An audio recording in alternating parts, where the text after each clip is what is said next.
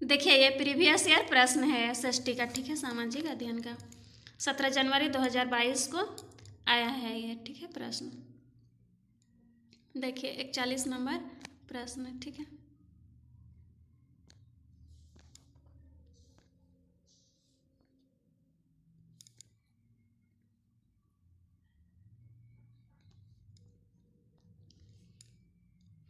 कथन को पढ़िए और सही विकल्प का चयन कीजिए। अभी कथन देखिए, B.R. अम्बेडकर ने औपनिवेशिक काल के दौरान मंदिर में प्रवेश आंदोलन की अगुवाई की, ठीक है, यह सही है अभी कथन। अब कारण देखिए, डॉक्टर B.R. अम्बेडकर चाहते थे कि लोग यह देखें कि समाज में जातीय पूर्वाग्रहों की जकड़ कितनी कितनी मजबूत है। यह दोनों क्या है, सही है। उत्तर देखते हैं क्या दिया है।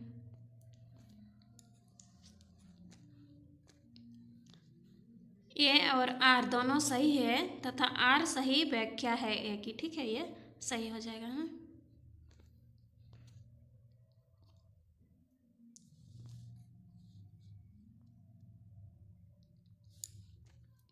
आगे देखिए 42 नंबर, निम्नलिखित में से कौन से कथन बिरसा आंदोलन के विषय में सही है। बिरसा आंदोलन के विषय में, ठीक है, बिरसा का आंदोलन आदिवासी समाज को सुधारने का आंदोलन था, ठीक है, यह सही है।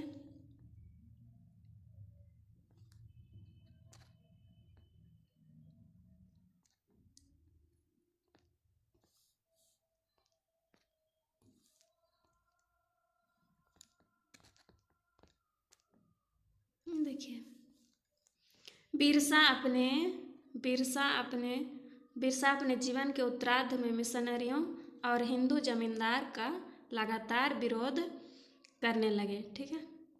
आगे देखिए, अंग्रेज मुंडाओं की पारंपरिक भूमि व्यवस्था को पुनः स्थापित करने की कोशिश कर रहे थे, ये नहीं होगा, गलत है, ठीक है। बिरसा के अनुयायियों ने बिरसा राज के प्रतीक के रूप में लाल झंडा फहराया, नहीं, ये गलत है। तो इसमें क्या हो जाएगा, ए नंबर, ए और बी सही है, ठीक है, ए और बी सही है।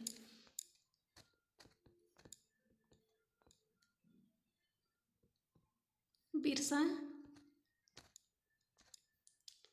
बिरसा आंदोलन के विषय में देखिए, बिरसा मुंडा का जन्म 15 नवंबर 1875 को एक गरीब किसान परिवार में झारखंड के खूंटी जिले के उलीहातू गांव में हुआ था। बिरसा ने मुंडा आदिवासियों के बीच अंग्रेजी सरकार की जन विरोधी नीतियों के खिलाफ लोगों को जागरूक करने के लिए उलगुलान आंदोलन चलाया था, ठीक है, यह है बिरसा के बारे में।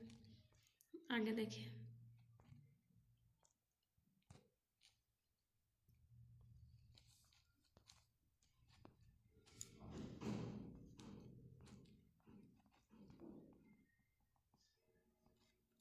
चलो इस नंबर आया, यहाँ देखिए,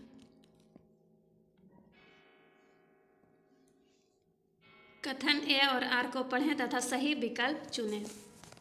कथन ए दिया है, प्रधानमंत्री जवाहरलाल नेहरू ने स्वतंत्र भारत की विदेश नीति का रूपरेखा शीत युद्ध के संदर्भ में गुट निरपेक्षता के सिद्धांत के आधार पर तैयार की, ठीक है, ए सही है।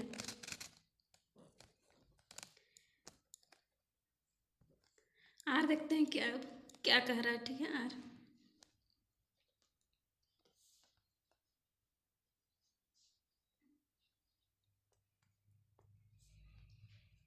गुट निरपेक्ष आंदोलन ने दुनिया के देशों से आह्वान किया कि वे दो मुख्य सैनिक गठबंधनों में से किसी एक में शामिल हो जाए। यह सही है, लेकिन एक ही सही व्याख्या नहीं किया है, ठीक है।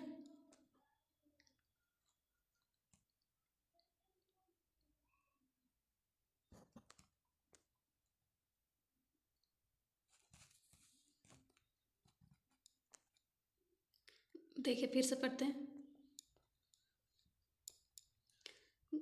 गुट निरपेक्ष आंदोलन ने दुनिया के देशों से आह्वान किया कि वे दो मुख्य सैनिक गठबंधनों में से किसी एक में शामिल हो जाए। ठीक है, ये गलत है कारण। ठीक है ना।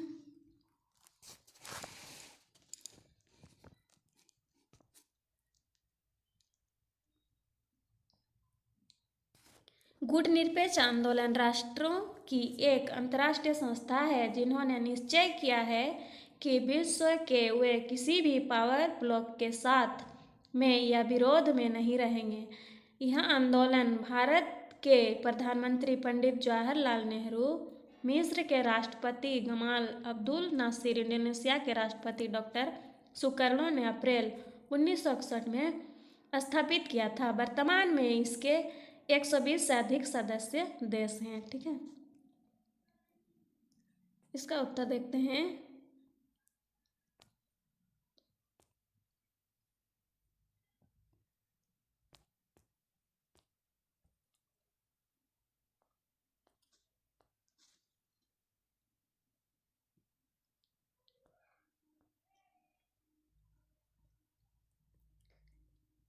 ये सही परंतु आर गलत है। ठीक है, ये सही परंतु आर गलत है। 45 नंबर देखिए, कथन पढ़ें और सही विकल्प चुनें। अभी कथन दिया है, पृथ्वी और सौर मंडल में एक अद्भुत ग्रह है। ठीक है, ये क्या है? सही है, पृथ्वी में जीवन है ना, पानी है, इसलिए इससे अद्भुत ग्रह कहा है। आगे देखिए, कारण पृथ्वी पर पानी और हवा उपस्थित है जो जीवन की उपस्थिति में सहायक है।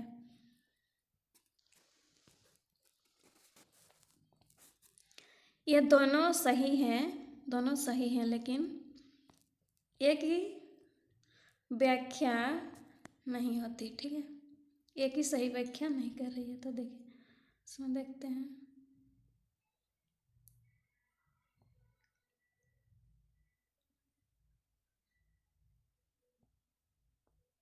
बी नंबर में दिया है, देखिए ए और आर दोनों सही है, पर आर द्वारा ए की व्याख्या नहीं होती है।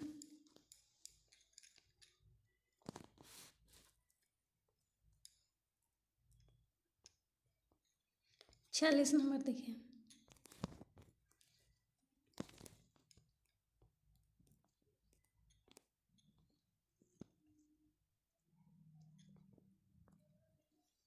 कब ग्रीनविच यमतर पर सभी स्थानों में दिन का मध्य या दोपहर होगी। ठीक है, जब सूर्य प्रमुख यमोत्तर ग्रीनविच पर आकाश में सबसे निम्नतम बिंदु पर होगा।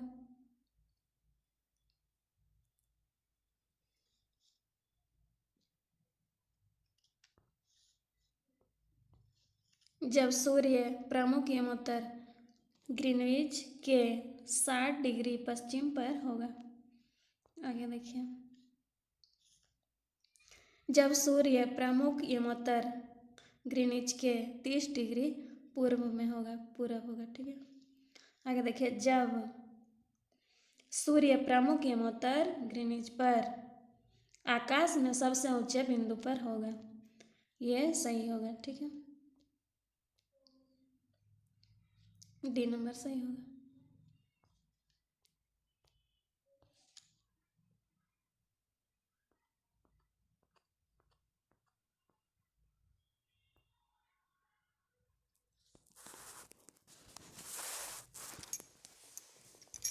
सैंतालीस नंबर देखिए, विषुवत रेखा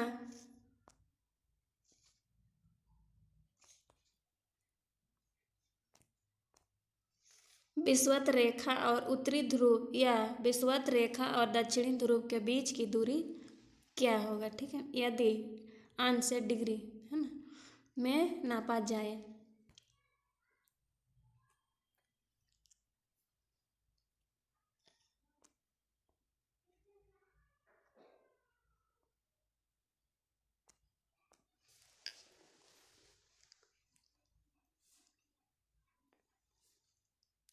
देखिए, विषुवत रेखा भूमध्य रेखा, इसे विषुवत रेखा को भूमध्य रेखा भी कहा जाता है, ठीक है। जो इस तरह से गोल है, पृथ्वी बीचों बीच रहता है 0 डिग्री, इसे विषुवत रेखा या भूमध्य रेखा भी कहते हैं, ठीक है। पृथ्वी की सतह पर उत्तरी एवं दक्षिणी ध्रुव के समान दूरी पर स्थित एक काल्पनिक रेखा है। यह पृथ्वी को दो गोलार्धों उत्तरी और दक्षिणी गोलार्ध में, यह है उत्तरी गोलार्ध और यह दक्षिणी गोलार्ध, यह दक्षिणी गोलार्ध, ठीक है, दक्षिणी गोलार्ध।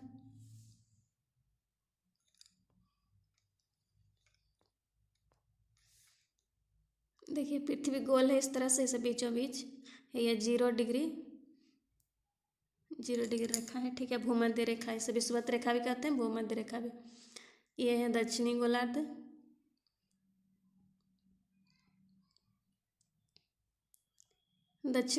ये है उत्तरी गोलार्ध, ठीक है।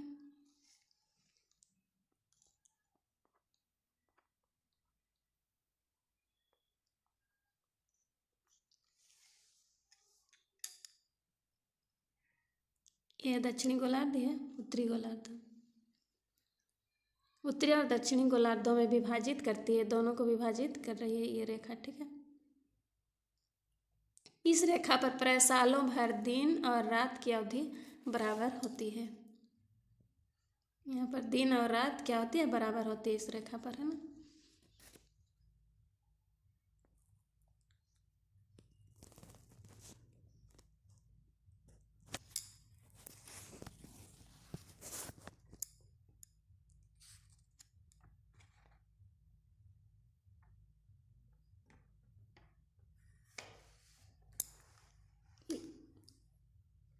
ये कितना होगा, 90 डिग्री का होगा, ठीक है, 90 डिग्री। दक्षिणी ध्रुव के बीच की दूरी, दक्षिणी ध्रुव कौन सा है, ये ऊपर, ये है ना, दक्षिणी ध्रुव के बीच की दूरी, ये दक्षिणी ध्रुव के बीच की दूरी क्या होगी, 90 डिग्री, ठीक है। की दूरी क्या होगी, यदि अंश डिग्री में नापा जाए तो 90 डिग्री होगा, ठीक है। आगे देखेंगे।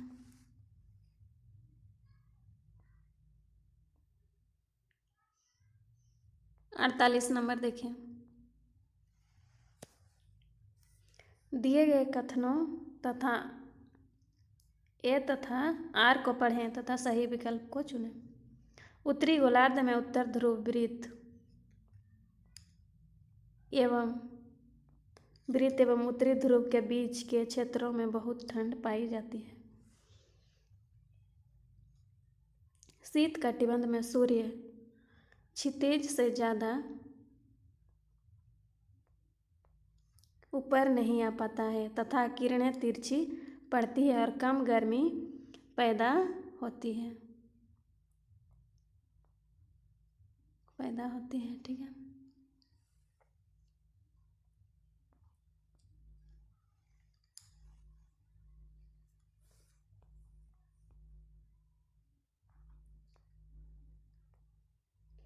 देखिए उत्तरी गोलार्ध में उत्तर ध्रुव वृत्त एवं उत्तरी ध्रुव के बीच क्षेत्र में बहुत ठंड पाई जाती है, ठीक है, ये सही है। बी नंबर देखिए। आर नंबर देखिए। शीत कटिबंध में सूर्य क्षितिज से ज़्यादा ऊपर नहीं आ पाता है तथा किरणें तिरछी पड़ती है और कम गर्मी पैदा होती है। ये क्या होगा, ए नंबर, ठीक है। ए और आर दोनों सही है और आर सही व्याख्या है ए की।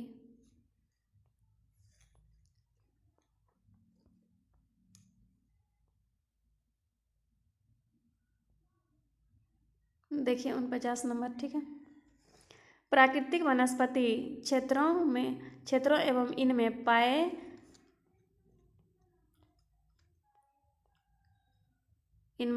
वन्य जीवों के बारे में निम्नलिखित को सुमेल कीजिए तथा सही विकल्प का चयन कीजिए।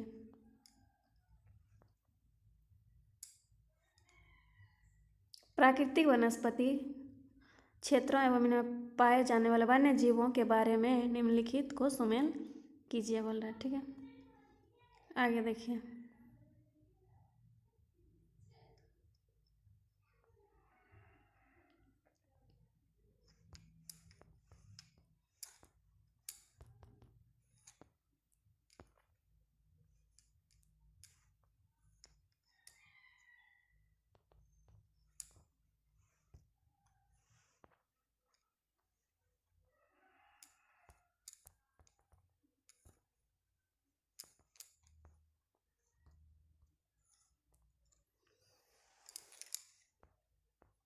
देखिए, वनस्पति क्षेत्र, वन्य जीव, टुंड्रा, उष्णकटिबंधीय मरुस्थल, शीतोष्ण घास स्थल, उष्णकटिबंधीय घास स्थल।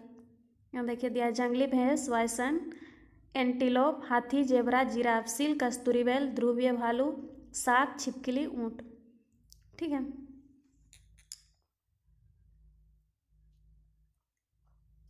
यहाँ ऑप्शन दिया है ABCD। ठीक है,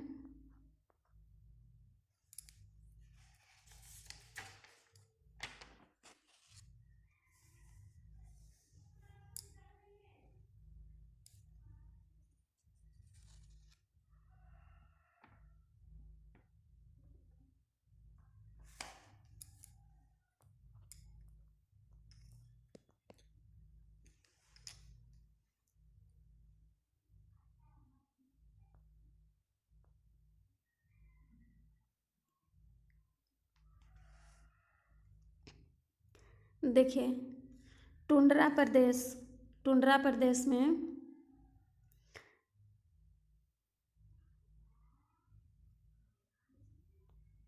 देखिए मरुस्थल बी नंबर का क्या हो जाएगा?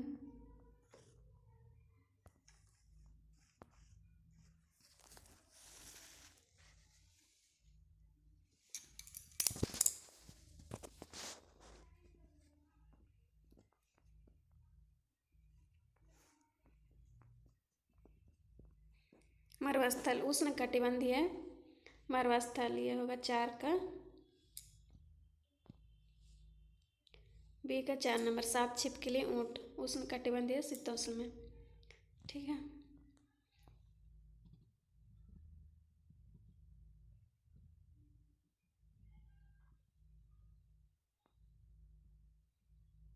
शीतोष्ण घास स्थल में हो जाएगा जंगली भैंस, बाइसन, एंटीलोप। ठीक है,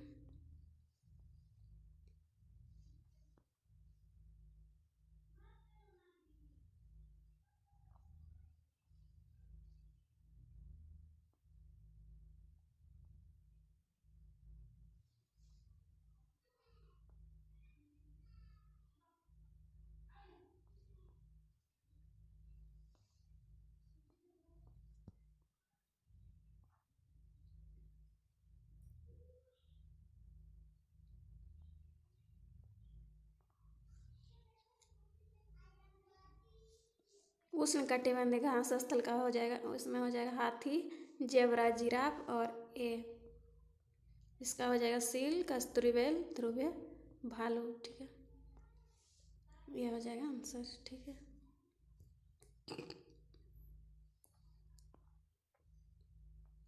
50 नंबर देखिए,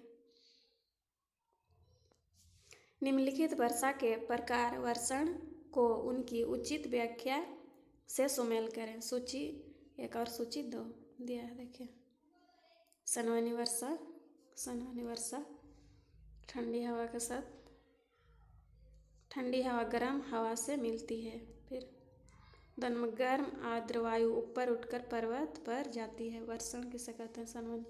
देखिए, पर्वतीय वर्षा, बादल आर्द्रता से बहुत भारी हो जाती है। आगे देखिए, चक्रवाती वर्षा, वाष्पीकरण से गर्म हवा ऊपर उठती है।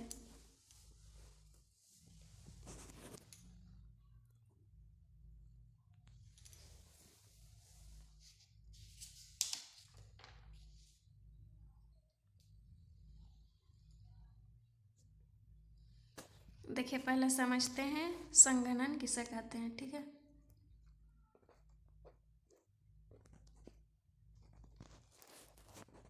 संवहनी वर्षा, ठीक है, वायु के संघनन की सतत प्रक्रिया के परिणाम स्वरूप जल बिंदुओं या हिमकणों का भार अधिक व आकार बड़ा हो जाता है तथा वे वायु में तैरते हुए रुक नहीं पाते, तो पृथ्वी के धरातल पर गुरुत्वाकर्षण के कारण नीचे गिरने लगते हैं। इस प्रक्रिया को क्या कहते हैं? इसे कहते हैं वर्षण, ठीक है। इसे वर्षण कहते हैं। पर्वतीय वर्षा जो पर्वत में होते हैं, और संवहनी वर्षा ये देख लें।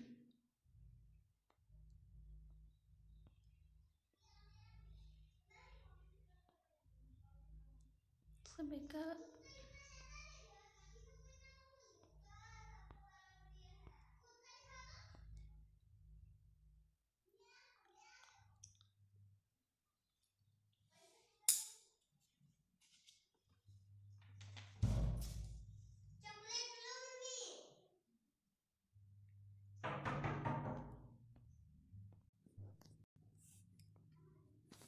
देखिए, संवहनी वर्षा बाष्पीकरण से गर्म हवा ऊपर उठती है, ये संवहनी वर्षा है, ठीक है। ये यहाँ पर 4 नंबर में होगा, ठीक है। इसमें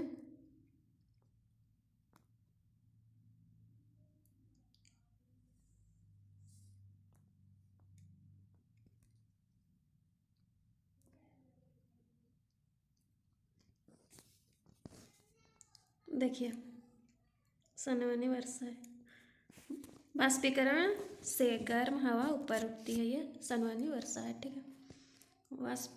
जब गर्म हवा ऊपर उठती है फिर संवहनी वर्षा होती है, ठीक है। बी नंबर में देखिए, बी का क्या हो जाएगा? वर्षण बादल आर्द्रता से बहुत भारी हो जाती है, वाष्पीकरण से गर्म हवा, देखिए यह नहीं, 3 नंबर ये वर्षण ये होगा, बादल आर्द्रता से बहुत भारी हो जाती है, फिर क्या होती है? वर्षा होती है, बर्फ और पानी से वर्षण कहेंगे, ठीक है। आगे देखो, पर्वतीय वर्षा। पर्वतीय वर्षा गर्म आर्द्र वायु ऊपर उठकर पर्वत पर जाती है, ये पर्वतीय वर्षा। फिर वर्षा होती है चक्रवाती वर्षा, देखिए 1 नंबर, ठंडी हवा गर्म हवा से मिलती है, तो ये चक्रवाती वर्षा होती है, फिर ठीक है।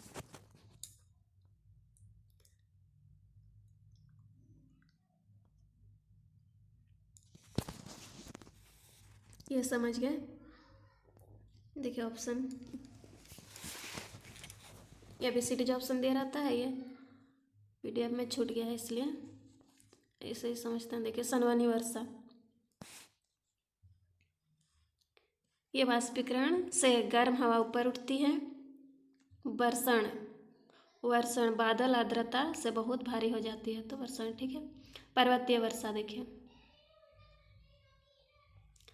गर्म आर्द्र वायु ऊपर उठकर पर्वत पर जाती है। चक्रवाती वर्षा ठंडी हवा गर्म हवा से मिलती है, तो चक्रवाती वर्षा होती है, ठीक है।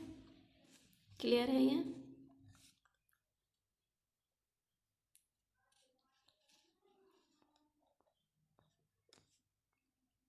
तिरालीस नंबर छूट गया था, देखिए 43 नंबर प्रश्न। निम्नलिखित कथनों को पढ़िए तथा सही विकल्प का चयन कीजिए। अभिकथन, गांधी जी ने लोगों से आह्वान किया कि रॉलेट एक्ट का विरोध करने के लिए 6 अप्रैल 1919 को अहिंसक विरोध दिवस के रूप में मनाया जाए, ठीक है।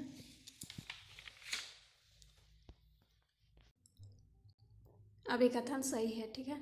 गांधी जी ने लोगों से आह्वान किया कि रॉलेट एक्ट का विरोध करने के लिए 6 अप्रैल 1919 को अहिंसक विरोध दिवस के रूप में मनाया जाए, ठीक है। अब कारण देखिए, रविंद्रनाथ टैगोर ने अपनी पीड़ा और गुस्सा जताते हुए नाइटहुड की उपाधि लौटा दी।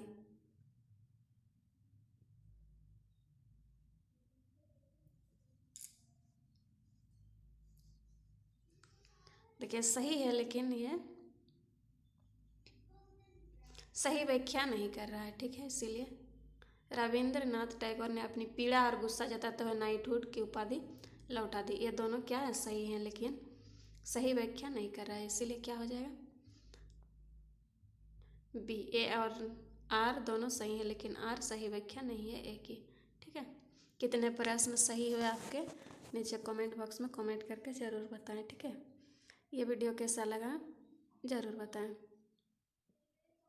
इस तरह का वीडियो पाने के लिए लाइक और सब्सक्राइब ज़रूर करें। यह वीडियो पूरा देखने के लिए धन्यवाद।